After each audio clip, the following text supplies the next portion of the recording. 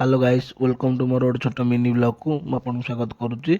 आसतु देखा आम बोऊ आज कौन रोसई कर आम बोऊ आज गर्मा गरम चकुली रोसई कर सहित लुण लंका गुंड को जीरा गुंड आम खाइबा।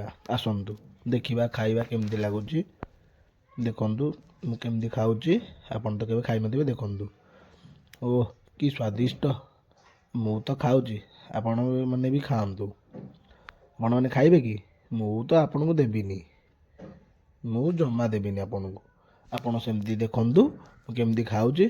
ओह कि टेस्ट आ मु खाई सारा पर आम हटकेस को खाली कर देछि। आ लुण लंका खाई खाई गांडी फाटीगला लुण लंका आउ खाई पाइलेनी। खाई सारा पर देखला आम घर बाहर गोटे छोट छुआटे चॉकलेट धरिकी डेई डेई जाउतला। तापर मु बाहरी गली बाईपास को जीवा बाटरे मु देखिला आम गणेश बजार 15 तारिख जो मार्केट बंद अच्छी चाह दुकान एमती भिड़ लगी शीत दिन तापर मु बाहरी गली बाईपास गला आम स्कूल टी देखिली। तापर किसी समय पर मुझे गाँ भितर को पलि जाइली। गाँ भितर पलैला मुझे पुणी जाए बाहर जी बाईपास गला बेले बाटर मुझे जाऊँगी बाईपास जावाक सीधार गोटे रास्ता अच्छी मुझे बाँ घर को सर्टकट्रे जी फेरी।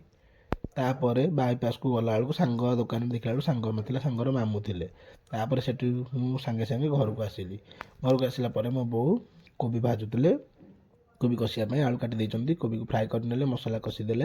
मसला कषि सारिया पर कटर कटर कटर कटर करदेले। कटर कटर कला कटर कटर कले तापर कटर कटर कर सारा पर कोबी की आलू को पकईदे।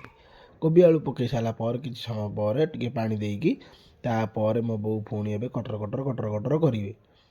कटर कटर कर सारा पर टिके लुण पकईदे। लुण पकई सारा पर पुणी टिके कटर कटर कटर कटर मो बो करदे। कटर कर सारा पर पानी देकी टिके छाड़देले आमर तरकारी एबे रेडी हो जाइए। मु गाधेक आसिक फ्रेश हो जाइए। फ्रेश हो जाइए आसन देखा आम केमती खाइबा। आम खाइबा रेडी हो जाइए टमाटो को काकुड़ी कोबी तरकारी भात देखो केमती खाऊँ। खाई सारा पर खाइबा सरी जाइए आपण मैंने जानते